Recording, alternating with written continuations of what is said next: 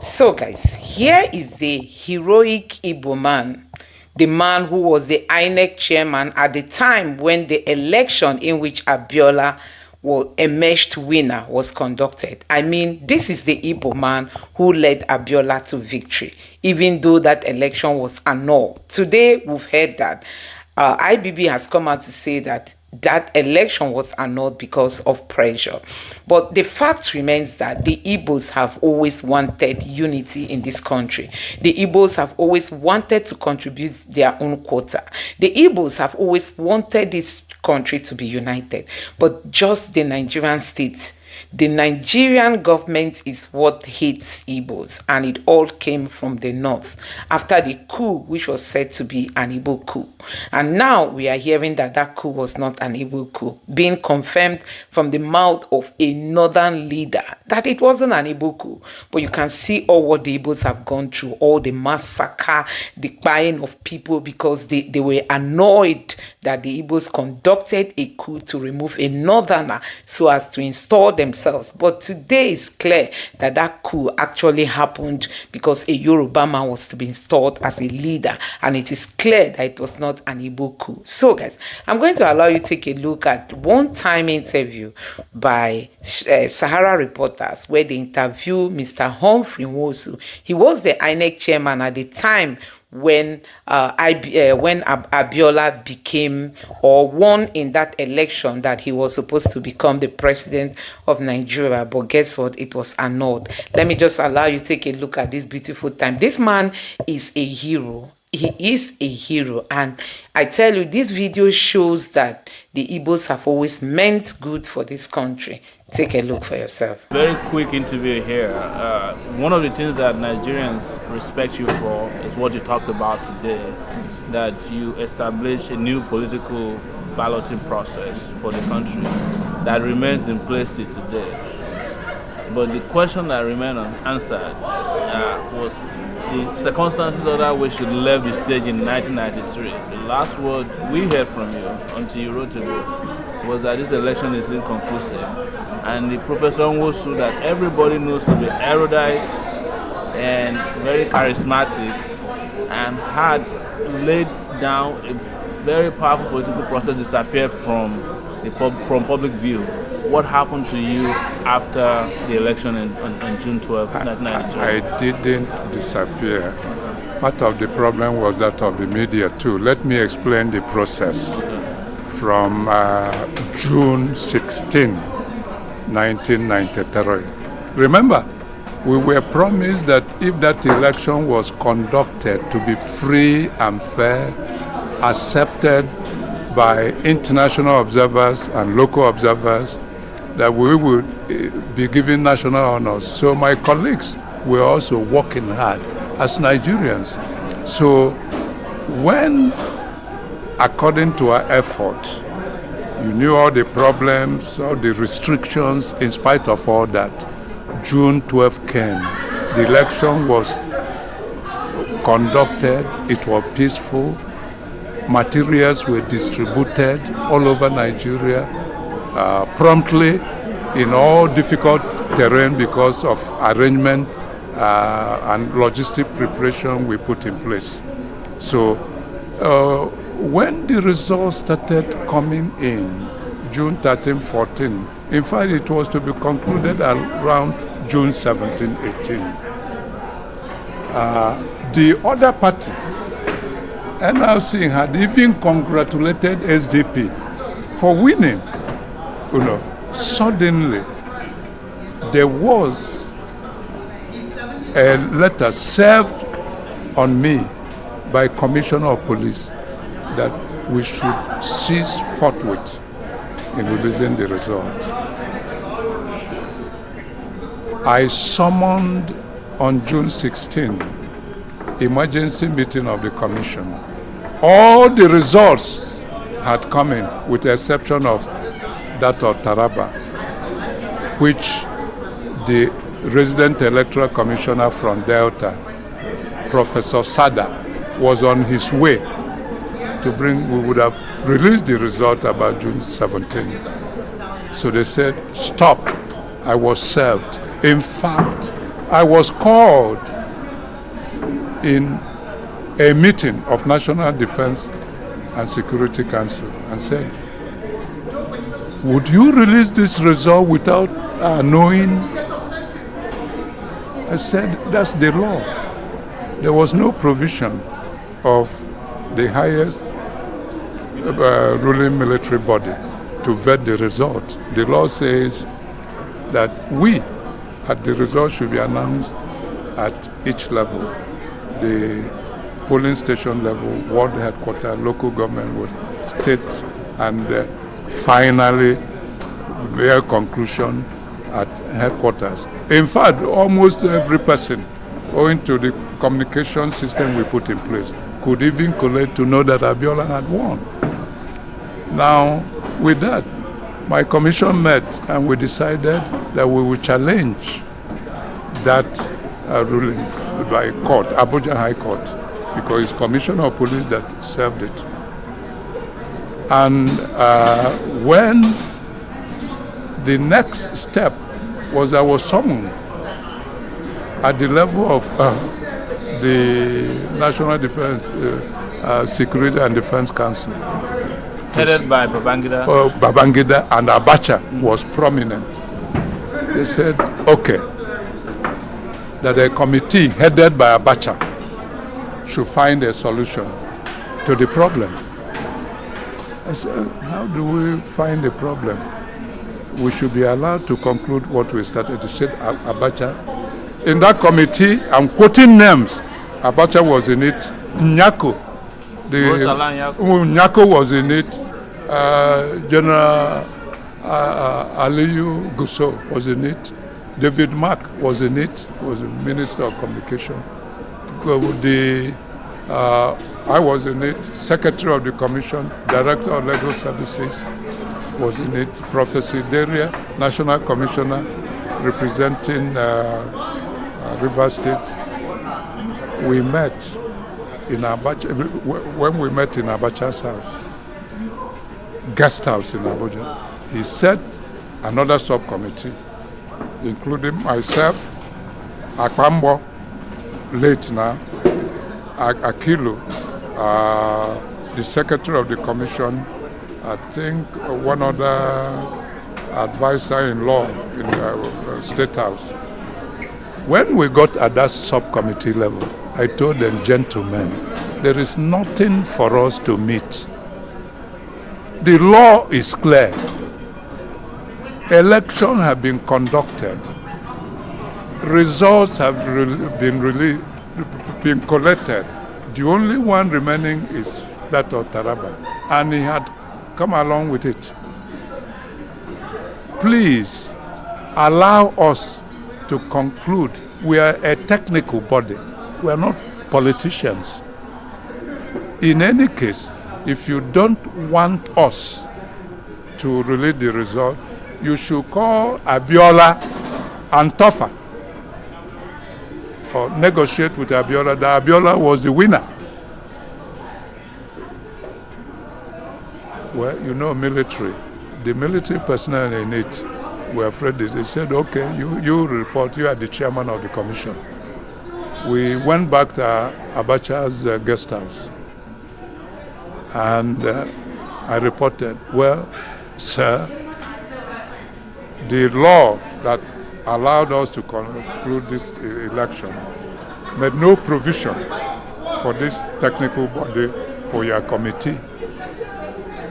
You should allow us to conclude the result with that of Taraba and announce it. Or you call in Abiola and negotiate with him. He shouted on me, who are you to tell us what to do? You are not a member of National Defense and Security Council. You are not. The council and the court decided you should not conduct the election. You went ahead and conducted the election, that it was illegal. You will recall, throughout Abacha's regime, his Minister for Information regarded our election as illegal. He said, well, you are not a member. Go to Aso Rock, where will all of us will now take a decision.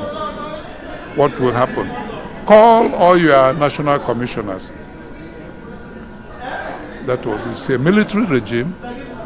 So because many people didn't know what, so I was to call my secretary to invite all my national commissioners to come to Aso Rock. It was David Mark. He was then the Minister of Communication, who called, used mobile. That's when the mobile was starting. He called myself, Andrew Mana. I'm mentioning them. Called them. You all wanted at Aso Rock. We went there. Here was a full meeting. Which date was that? Was around 18 of yes, June. all this 18 June. When we got there, Babangida said, NEC, National Electoral Commission, what is your position on this election? I answered, I was the boss, leadership of NEC stops with me. I said, sir, allow us just 2 minutes so that it will not be Humphrey Nwosu's decision. It will be that of National Electoral Commission. He said, okay, 2 minutes. We went to one of the rooms. He said, gentlemen, ladies and Eruku was a lady National Commission. We don't have anything to do with politics of this. They should allow us to conclude and announce whoever did not like the outcome should go to tribunal. That's the provision of the law. You know, we were talking of institutions. Allow institutions to work. Whoever didn't like it should go to tribunal. They said, you are reporting. Okay. We came out. Sir, this is the decision of the commission. Allow us to conclude this election and announce the result. And that we will challenge that letter, court decision, which Commissioner of Police served on me, that we should stop announcing it. We will go to Federal Court of Appeal, Kaduna Division. So he said, okay, you people are on your own. Babangida said that. The decision of there. He said, well, you know, in all this I've mentioned them. So you went to court, not by the Attorney General of the Federation should have championed that position, but he did not. It was Director of Legal Services in NEC, Bello. He's still alive. No, Buhari Bello. I mentioned in my book. Went to Kaduna Court of Appeal, filed the papers. We submitted all the results, including that of Taraba, showing that Abiola won the election. Abiola was represented by Eke Ajayi. Tofa was represented. The court held first sitting. His Justice Oke Achike mentioned it. Oke Achike, late, may his soul rest in peace. For the chairman, he was ready to conclude. He ordered Abuja High Court to submit all matters relating to the election, all the results, and they were submitted to his court for accelerated hearing and decision for June 25th, 1993. Please. Now, this was done. Abiola was, he knew all that. And when you submit something to court, it becomes public document. Is it not? All the results were submitted to the court, appeal division, headed by Oke Achike, showing that Abiola won. Abiola knew. Why did Nigerian press not pick it from? Now, when this was to be done June 25th, the military quickly dissolved my commission on June 23rd. But one quick question. Yes. Is that there was a pronouncement you made that this election is inconclusive. Because Definitely. the result was no. Which date was that? I can't quite remember, but it may have been in the book. The date, the inconclusive that we were not allowed to announce it became a subject of court dispute, and all the results as shown in this book. No other result as shown in the court submitted before June 20, before my commission was dissolved. All the election results were submitted. It became public document. And when my commission was dissolved on June 23, we were sacked. Where did you go next? What will I do when I'm no longer chairman? Where did you go? No, I was in Nigeria. You went back to Enugu? We went back to Enugu. I went, first when it was annulled, Was there any time you were threatened physically, bodily harm? No, I wasn't, to tell you the truth. Yeah. No person harmed me. Okay. But throughout Abacha's regime, everybody was keeping a low profile. Thank you. When June 12th is coming close, some police will around my neighborhood. Yes.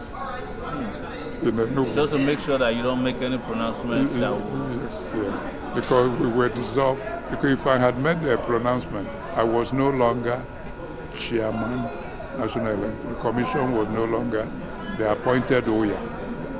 So you're saying for public record today, yes, that Abiola won that election? I am saying it. And it's in my book. I've said this is not the first time. Right. And in all the documents we submitted as far back as June 20, 1993, and which we submitted by Buhari Bello, Director of Legal Services, not Attorney General of the Federation, to tell you the extent I went. But the question people ask, and why your book was a little controversial, was the fact that it seems to be always protective of. No. Why I did about no. I didn't protect about Abacha. What happened is that when on June 11, I appeared before the meeting of National Defense and Security Council.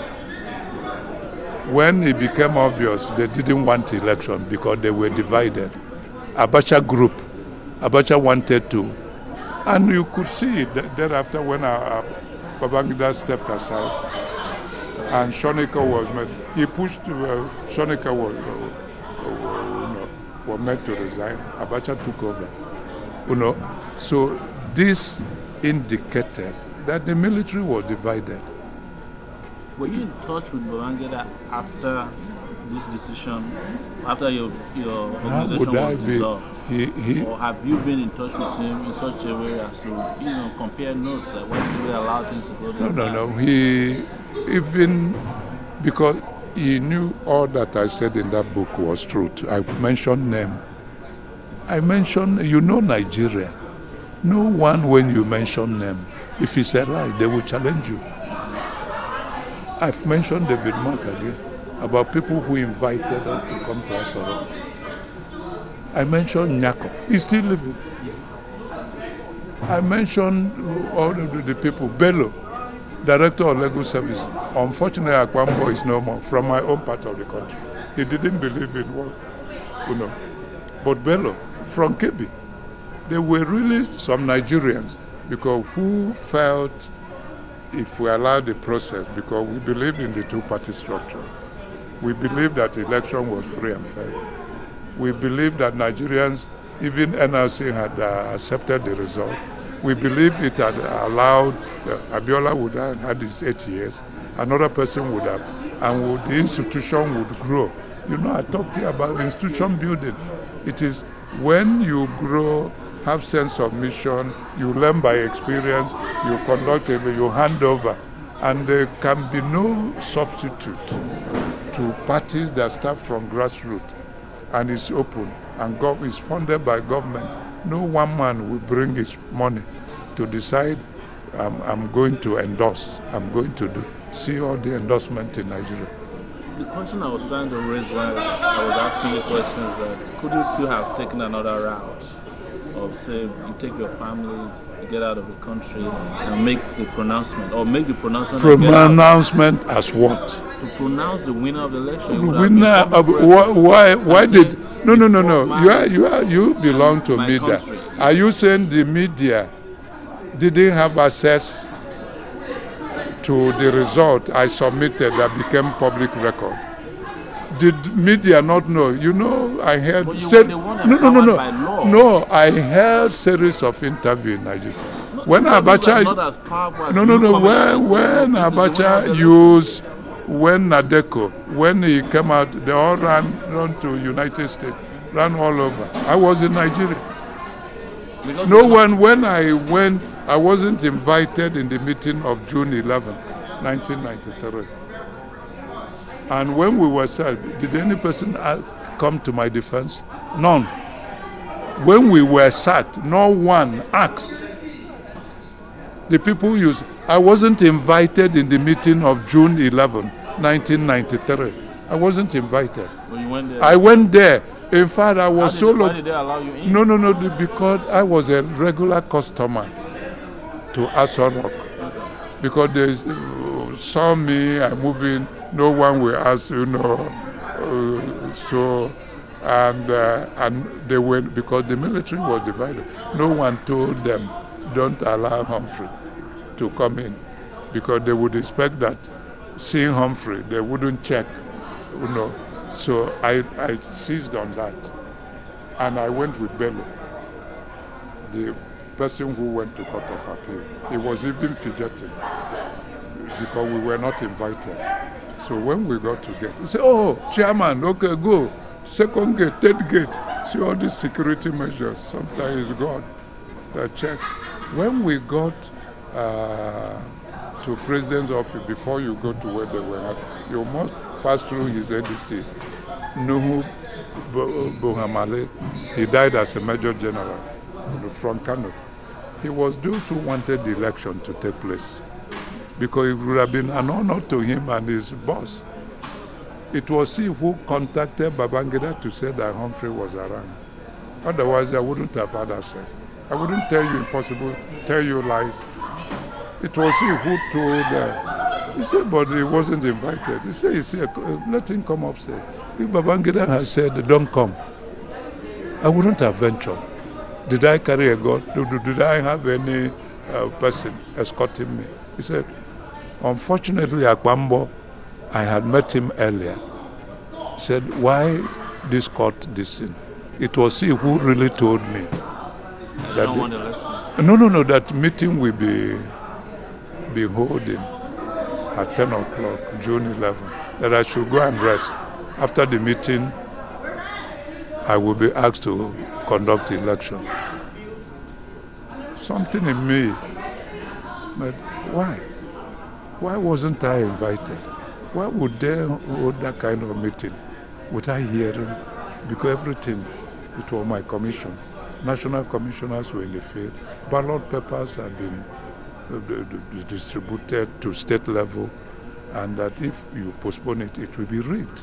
So there was urging me to go and explain.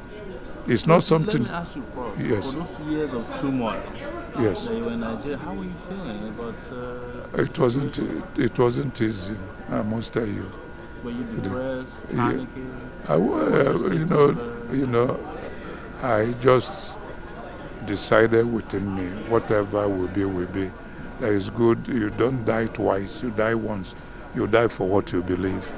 We believed in Nigeria. We believed in that election. We believed in the reforms we were carrying out. And to that level, Babangida believed it. That's why he supported us. We were talking of offices. But nobody believes that Babangida wants the election. No. I think my personal opinion, what happened, he was torn apart. He wanted to be a hero, to hand over power. But his friend, who was heading, wanted to be president. So the two. But if you knew, why didn't you retire him from the army? Well, Like you did several that's others? a question you should answer, not Humphrey. No, the problem is that, so that's my view, because there was strong opposition from him. The way he shouted on me, it's in my book. Will I tell lie for something which, for international community? Committee was set, and he shouted on me. Who are you? You still haven't told me if you met Babangida after that. Did you buy your book? Did you like it? Did you complain? Well, there's no question of meeting him to buy my book. I invited him when they launched in June 12. He didn't show well, the mood of the nation. Yeah. He would have, but most other people showed up. Most other people showed. Some were afraid, and the media didn't help matters because from outright, even before the day, the previous day, they started condemning me that I colluded with the military to annul without hearing my own side, without knowing that without me going to that their meeting, they wouldn't have been June 12th. That I took risk without knowing that I was sacked. There was no disengagement allowance, none till today. They didn't pay you? They didn't pay me and was sacked. Who would like it? Many Nigerians, do they like to be sacked? How many Nigerians will attend the meeting of military senior, the highest ruling military body in Nigeria without invitation? But couldn't you have resigned when it was obvious that... Resigned and leave the election because they would have said it was, maybe I was induced to resign. I wanted to push it through. I wanted to ask if the opposition reached out to you. No. I did. You weren't in communication? No, I didn't. All effort by the two sides to reach me, none. I stopped it because I said whichever party won is good enough. But Abiola won in Kanu. Abiola won in Kanu. So it's unfortunate. And I wanted the passion to cool before my book so that people can now read it and see the fact. And I'm happy there are people who are still alive, I mentioned, by name. Yeah. So you people who are in media, and Sahara is, you are on the internet. Yeah. Internet based. So I will check on what you and how you distribute it to your counterparts. Yeah. I blame the media for not going all out when all the results were submitted before June 23. The military was frightened that perhaps Justice Achike would allow NEC to conclude the result. That's why they dissolved us suddenly, without any notice. They dissolved us. That means you are whatever you are doing, you are no more a part of. Remember, it was military regime. Remember, and when they appointed me, I didn't know, and deserve, even though they have been, Babangida complied, give me this, allow me to do this, open ballot, allowed me, modified open ballot, they allowed me to nurture the political association, out of which two were to be selected. He allowed me to nurture SDP and NLC. He allowed me to conduct empirical verification on what political associations did to discover that none of them was truly national.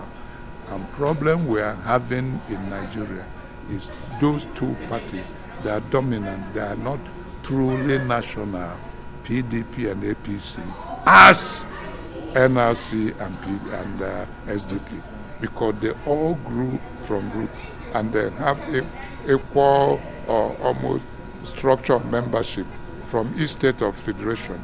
In the east, west, north, they were balanced and they were all co-founders and co-owners, and no money back, as where they were referred. National leader was allowed to dump his money to influence who goes to Senate. Everything was through primary, whoever emerged for ward election or local government or state election, through what is happening here and other democracies. And unless we return to that, we are not making any headway, because these two parties, don't you see how they change members, governors move? When you were in PDP, suddenly you move to APC. Does that reform you as somebody with a better skill? Or when you move from APC, that does make you a better PDP. And they've been moving, and they've not stopped moving. The press should ask, why are they not guided by ideology and principles? They're not, really. So, and one dominant, if they are dominant in certain areas. They sometimes constitute constraints against viable electoral reforms. And it is even dangerous if the electoral empire is not neutral enough. If you give any tendency to favor one group, it wasn't the situation. I'm not saying that that should not happen. The umpire should be neutral, and the entire nation should be his constituency. Yeah. That if you're asked to do this again, will you do it? Well, I think I've done my bit to the nation, my nation, as we have no other country. I think at 73, I should be an elderly statesman or consultant or professional to help, to motivate, to urge, to advise, to encourage younger generations, technical bodies, government, at any time I'm wanted. Like Justice Uwe's Electoral Reform Committee, I presented a 60-page paper. Yes, it encouraged, they listened to me for 4 days and influenced quite a lot of what they did. In Sokoto, I presented a lead paper, the only paper. Shagari was there, Rimi was then alive, about 2005 or 6, on how to reform our political parties to have national, integrated, grassroots-oriented political parties, not the type we are now having. Sometimes, remember, if you have that, people may not care whether you have Muslim ticket. Remember Abiola and Baba King? No person minded because of this. They were guided by the policy, the platform. But would that happen in Nigeria today? I doubt, because we are so sometimes polarized, guided by primordial principles. That's what national political parties should not. They should gain almost equal strength in all states of the federation, in all religions, equal strength. None should be defined as belonging to this state or this religion. That's the kind of thing. That's the recommendation. That should, for Africa, for Nigeria, And that's why government should get involved. It's money very well spent in helping to build structure, political party structures in all states of the federation. It was done. If it were allowed to have gained root, we wouldn't be where we are today. We would have gone just like Malaysia, Singapore. It's still my hope. Nigeria has a lot of potentials. As we tackled Ebola, that's commendable to all Nigerians, to Fashola, to former Minister of Health, Chukwu, to Rivers State Governor, to all of them, to President Jonathan. They all collaborated, traced the contact and stopped it. Because if that had entered deep, as it is in Liberia or Guinea or Sierra Leone, we will not be talking of even election. Who will be having election? So, and that's where we should put all our hands, all our head, and work together as a nation and build national institutions that derive legitimacy from the people. So guys, you have seen it for yourself. Honestly, the story of the Biafran War is something that Nigerians will not easily forget. The story of the annulment of, the June 12th is something Nigerians will not easily forget. And also, the story of the coup that was said to be an Igbo coup, and today is being revealed that it wasn't an Igbo coup, cannot be easily forgotten. Because looking at the way and manner the Igbos have been managed in this country, it is something that saddens the heart that a particular tribe is being dragged for a sin, a crime they know nothing about. You know, the Igbos have got to go through a whole lot for something they don't know anything about. So I'm just like, I don't know where this hatred for the Igbos emanated from. I don't know. You know, when you see that Nigeria is just becoming what it is today, nobody even cares about the unity. Shawore has said it, that there is a conspiracy. There is a conspiracy. There is a serious conspiracy against the Igbos. Look at Nnamdi Kanu. Shawore calls him a hostage, a political hostage, not even a prisoner, a hostage. That what other tribes will commit and we go free, an Igbo man will not commit it and go free. You know, an Igbo man will not commit it and go free. And when you tell them that, allow them to go, they will say, no, they can't allow them to go. Have you seen this kind of thing before? So guys, I don't know what you make of what is happening in the country. Let me know your honest reaction to all this. I'm so happy that all these things are being revealed today. Honestly, generations to come will finally come to know the truth about how the Igbos were treated and mishandled and malhandled and were not given any place in the Nigerian government. Anyway, let me know your thoughts in the comment section below. Please don't forget to subscribe to the channel, turn on the notification bell. Please give this video a like so that YouTube can recommend it to others, and drop your thoughts in the comment section below. Thank you.